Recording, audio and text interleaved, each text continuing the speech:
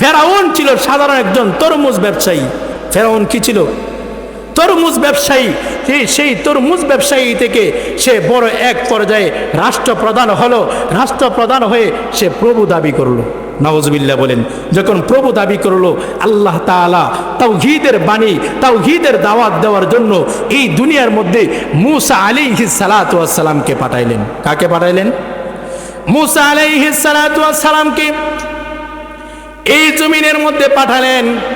এমন একজন বাবার ঘরে পাঠালেন, যে বাবার ঘরে জন্মগ্রহণ করার পরে উনি যখন এই এলানটা শুনলেন ফেরাউনে, যে ওনার দুশ্মন দুনিয়ার মধ্যে আসতেছে, ফেরাউনের দুশ্মন দুনিয়াতে আসতেছে, গণকরা যখন খবর দেয়, ফেরাউন এলান করে দিল, আজ থেকে নিয়ে এমক দিন পর্যন্ত যত ছেলেরা আসবে সব ছেলেদেরকে কতল করে দিবা, সব ছেলেদেরকে হত্যা করে দিবা। নাউজুবিল্লাহ বলেন।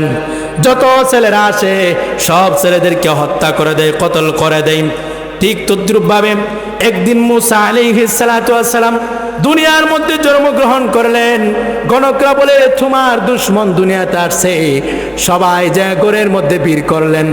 বীর করার পরে যা যখন দেখলেন মূসা আলাইহিস সালাতু ওয়াস সালামের মা দেখলেন সব পুলিশ বাহিনীগুলা ঘরের ভিতরে আসতেছে, এখন তো মূসা আলাইহিস সালামকে মেরে ফেলবে।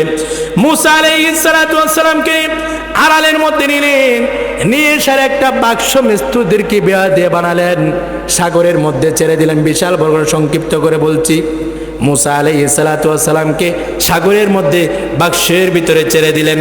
দেওয়ার পরে এই বাক্স আস্তে আস্তে ঢেউে ঢেউে যেতে যেতে ফেরাউনের বাড়ির গাডার মধ্যে লেগে গেল। যেখানে বাঘের বই সেখানে রাত পোহায়।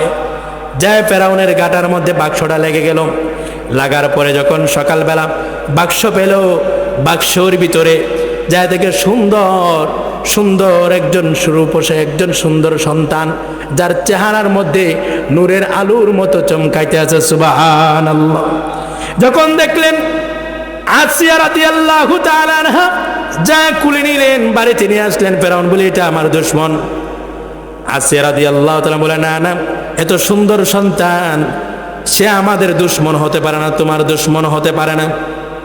তবে দুনিয়ার মধ্যে দেখেন যত বড় জালিমে হোক, বউর কাছে কিন্তু অনেকে দুর্বল থাকে। আসিয়াকে সে জোর করে বিবাহ করছে, পছন্দ করে। কিন্তু আসিয়া রাদিয়াল্লাহু তাআলা বলেন, আমাদেরকেও আমার কোনো সন্তান নাই, আমার এই সন্তানটাকে আপনি লালন পালন করার জন্য আমাকে সুযোগ দেন। বলে ঠিক আছে, লালন পালন করলেন। মূসা আলাইহিস সালাতু ওয়াস সালামকে যখন ফেরাউন নিয়ে গেছে, কুলের মধ্যে নিলেন। নেওয়ার পরে সুমা খাইব। কি খাইব? আরে বাবা ছেলেকে চুমা খাই নানি, বাবা ছেলেকে চুমা খায়, আদর করে। যখন মুখটা কাছে নিচে, সাথে সাথে একটা থাপ্পড় দিছে। আর একদিনের শিশু কি জানে, কি বুঝে এই যে থাপ্পড় দিছে, এটা তো নবীজির হাত। যখন থাপ্পড় দিছে ফেরাউনে দেখে 7 আসমান 7 জমিন তার উপরে ভেঙ্গে পড়ে গেল। বলে, হায়, আমার উপরে এত বড় থাপ্পড় মারলো। আসিয়া বলে, এটা ছোট বাচ্চা, কি থাপ্পড় মারবে? আপনি মনে হয় ভুল বুঝছেন। আমি কেছি আসিয়া, আমি বুঝি, তুমি বুঝবা না। কয়টা বুঝে না, কিভাবে বুঝবে? কয়েকদিকে আগুন দেন, আর একদিকে স্মরণ দেন। দিয়ে মূসা আলাইহিস সালামকে ছেড়ে দিলেন, স্মরণ দিকে যাইতে লাগলেন। আল্লাহ তাআলা জিবরাইল আলাইহিস সালামের মাধ্যমে আগুনের দিকে ফিরাইয়া দিলেন। আগুনে হাত দিলেন, মুখের ভিতরে ঢুকাইয়া দিলেন। ঢুকাইয়া ওনার জ্বালা যন্ত্রণা হলো।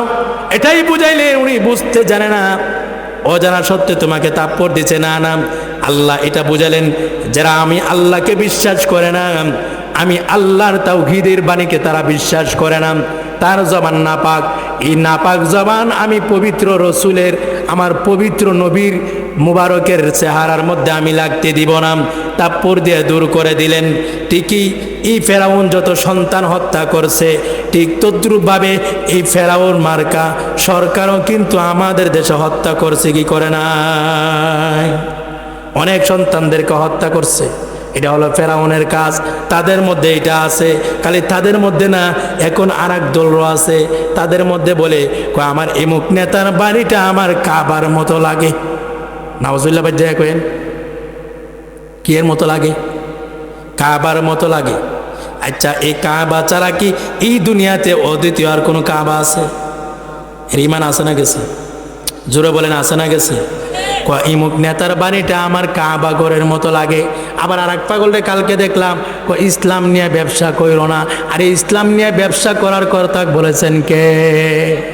ওয়াহাল্লাল্লাহুল বাইয়া ওয়া হাররামার রিবা, আল্লাহ সুদকে হারাম করেছে, ব্যবসাকে হালাল করেছে। আর এই শয়তান বলে ইসলাম নিয়ে ব্যবসা কইরো না। ইসলাম নিয়ে ব্যবসা কথার বলেছেন কে? কিন্তু সে আল্লাহর বিরুদ্ধে যাইতেছে। সেই কারণে বলি তুমি রাজনীতি করো, তুমি বিএনপি করো, আওয়ামী লীগ করো, জাতীয় পার্টি করো, জামাত করো, ইসলামী আন্দোলন করো, যাই করো, তবে অন্ধভক্ত হয়ে ঈমান হারায় না।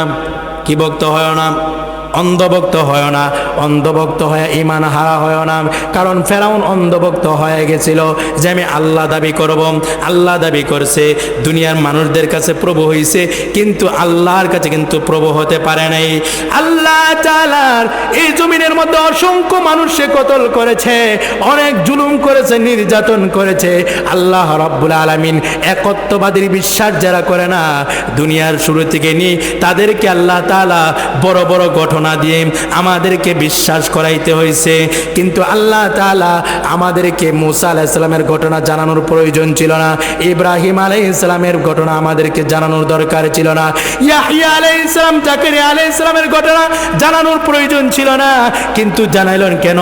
কারণ যেন আমরা সহজভাবে ঈমানটাকে এক আল্লাহর পরিচয় দিতে পারি।